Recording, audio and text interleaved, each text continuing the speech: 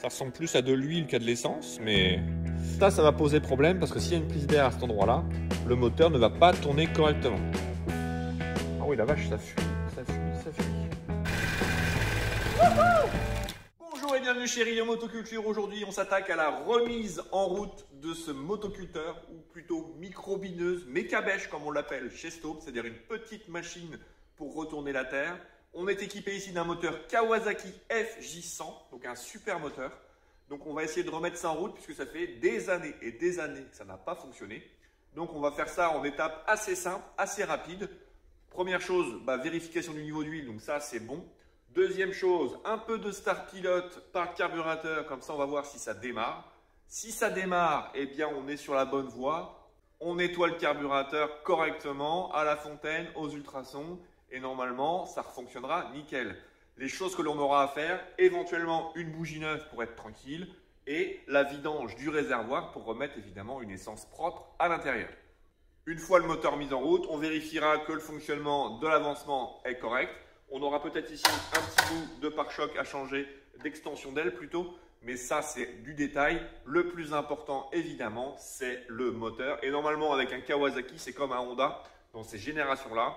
Ça doit forcément fonctionner, sauf si c'est vraiment pourri de chez pourri dans la cuve du carbu.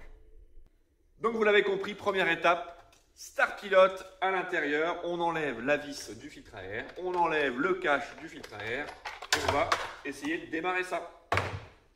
Un bon coup de geyser. L'interrupteur est sur on et nickel, vous l'avez entendu, ça démarre, ça s'arrête, c'est normal, ça a consommé le start pilote. Il n'y a plus d'essence qui arrive, donc il s'arrête. Donc, on est sur la bonne voie. On démonte le carburateur et on le passe au nettoyage. Pour démonter ce carburateur, on a deux petites vis à enlever ici. En tout cas, deux écrous, évidemment, soyons précis. On enlève le support de filtre à air. On a le petit tuyau ici à faire sauter. Voilà. Ça c'est bon et on va avoir le petit tuyau d'essence ici à débrancher. Le réservoir est vide, donc normalement on ne devrait pas avoir de soucis d'essence qui coule.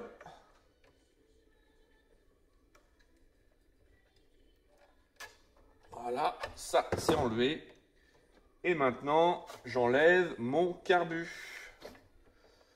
Il va juste avoir les tringleries d'accélérateur à enlever et ça c'est parfois un souci. Ah bah non, nickel, ça s'enlève nickel. Hop. Voilà, le carbu est démonté. D'apparence comme ça, il n'a pas l'air trop pourri. Donc on va démonter la cuve et on va voir ce qui se passe à l'intérieur. On va démonter donc la vis ici de cuve. On prend une douille de 12. On enlève et on va aller voir un petit peu ce qui se passe à l'intérieur. Ouh, regardez-moi ça si c'est beau.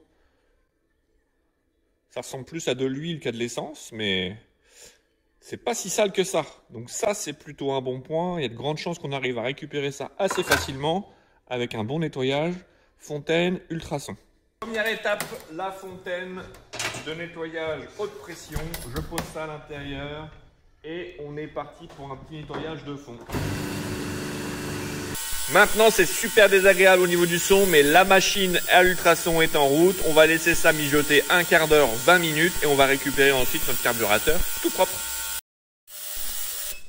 Allez, on va sortir le carbu de la friteuse.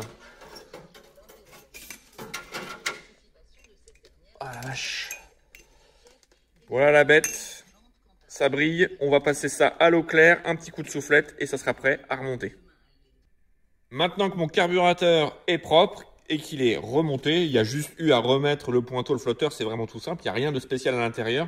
Je n'ai pas démonté de gicleur, rien du tout. Alors par contre, j'ai deux problèmes. J'ai à la fois ici le joint, forcément qui va être bon à changer et ça, je ne l'ai pas. Ça, c'est le côté filtre à air, donc ça ne devrait pas poser de problème pour faire fonctionner correctement le moteur, mais il faudra prévoir de le changer puisqu'il peut y avoir une petite infiltration de poussière ici entre le joint et le carbu. Donc ça sera à commander et à changer ensuite. Et surtout, de l'autre côté ici, j'ai mon joint entre le carbu et la pipe d'admission qui est un peu abîmée. Et ça va poser problème parce que s'il y a une prise d'air à cet endroit-là, le moteur ne va pas tourner correctement. Donc je vais quand même tenter le démarrage comme ça, mais il va falloir que je commande tous les joints. Donc il y en a deux de ce côté-là, un de chaque côté de la pipe d'admission et le côté bloc filtre à air aussi à changer le joint. Et si tout fonctionne bien avec les joints HS, évidemment, il est fort à parier que ça fonctionne aussi bien avec des joints neufs. Mais pour notre démarrage aujourd'hui, ça sera avec les vieux joints comme ça. Prochaine étape, on démonte le réservoir. Ça tient avec 3 vis. Il y en a une ici, une un petit peu plus loin et une sur le côté. Je dépose ça et ensuite on va diluer la vieille essence avec de l'essence neuve. On va secouer le réservoir, on va le vider plusieurs fois et une fois que ce sera propre, on pourra le remonter.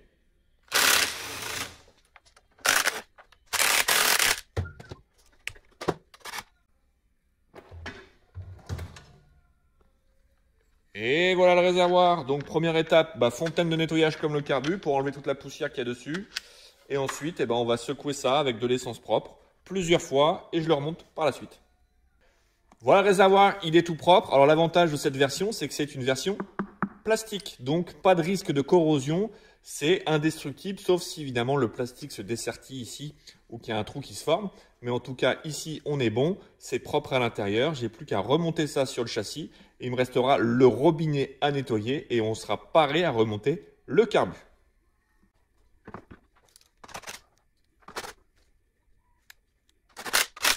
Le dernier élément à nettoyer, c'est ce petit réservoir donc, qui sert de robinet et de décanteur à ce niveau-là. Donc je vais essayer de démonter la petite cuve et on va regarder s'il y a de l'essence, c'est possible.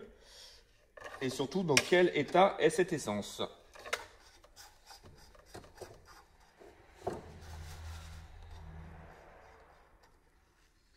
Ouhou. Le petit joint. Bon là on voit que c'est pas si moche que ça. Il y a un petit peu de dépôt, je passe ça en nettoyage, je le remonte et ça c'est terminé. Ma petite cuve est toute propre, je la remonte au niveau du robinet et ensuite je remonte le tuyau d'essence. Ah, faut peut-être que je remonte le joint, Benoît. Ce serait plutôt intelligent cette histoire.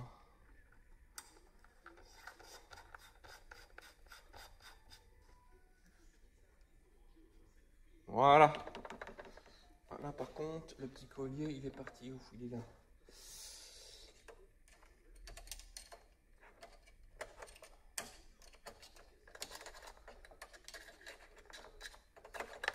Allez, descends petit petit.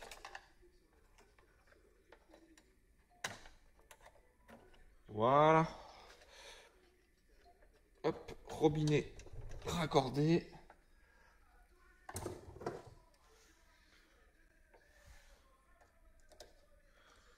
On remet le petit collier. Maintenant, je remplis d'essence, je vais ouvrir le robinet et je vais purger un petit peu le circuit pour ici attendre que l'essence sorte correctement du tuyau.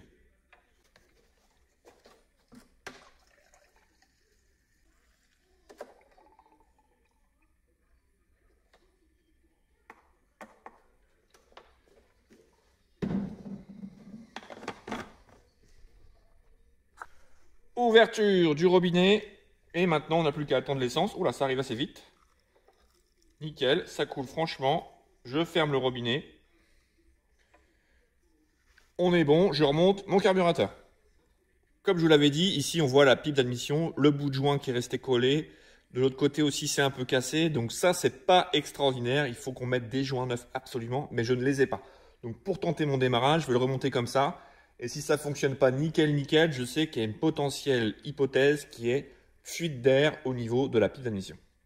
En tout cas, ça ne devrait pas l'empêcher de démarrer tout seul. Hop, le carbu dans le bon sens. On remet la tringle d'accélérateur, le ressort de rappel. On fait passer ça de l'autre côté et on branche le tuyau. Ah, brique. Allez.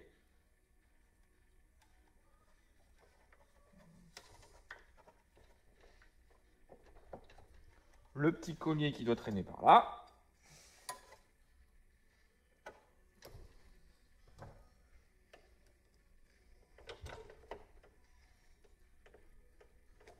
J'ouvre l'essence. Et pendant ce temps-là, je remonte mon bloc filtre à air.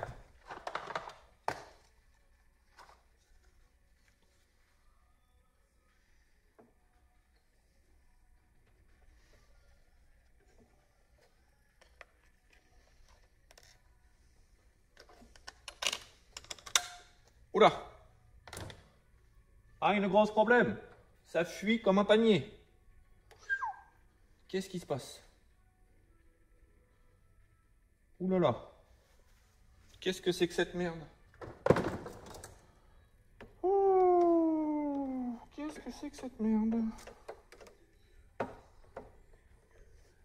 Bon, alors ça fuit. Deux options. Soit c'est le pointeau, mais j'ai vérifié avant de le remonter, il était bien étanche. Soit c'est le joint de cuve qui m'emmerde.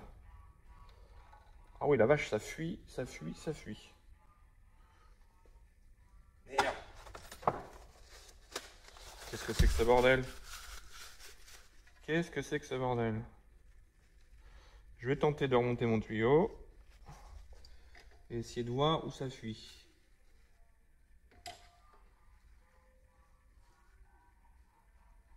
Ça fuit d'ici, là, au niveau du petit trou.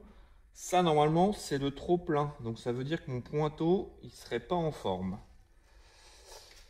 Je vais redémonter mon carbu. Et on va vérifier ça.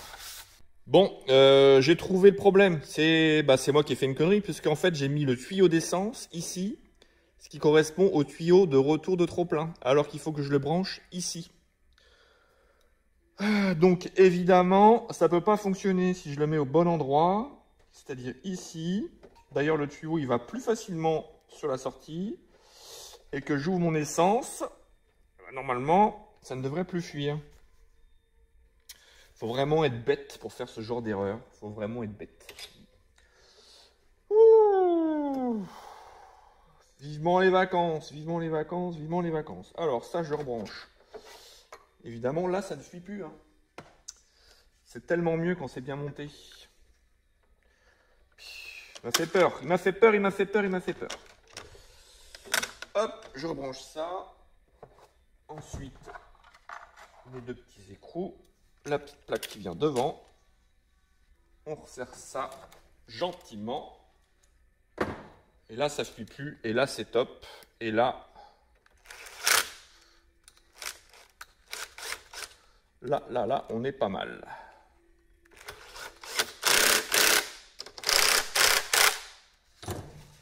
Hop. On arrive à l'instant de vérité. J'ai pu remonter mon carburateur. Il ne fuit plus parce que quand on met le tuyau d'essence au bon endroit, ça marche vachement mieux. Je mets mon starter. Le bouton est toujours sur on. Je vais tenter le démarrage et normalement, 4 coups de lanceur, grand max, ça doit démarrer. On y va, on croise les doigts et prions 5 Kawasaki.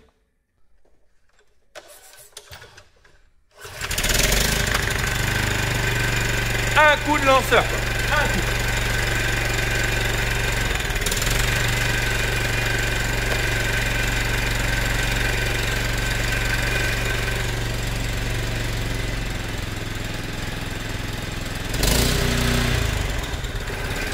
On va pas accélérer trop fort, on va le laisser tourner comme ça. On va faire chauffer l'huile pour pouvoir faire facilement la vidange.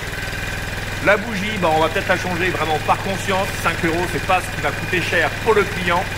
Ça fonctionne nickel, je suis trop content. J'espère que cette vidéo vous aura été très utile. Et moi, je vous dis à très bientôt pour une nouvelle vidéo.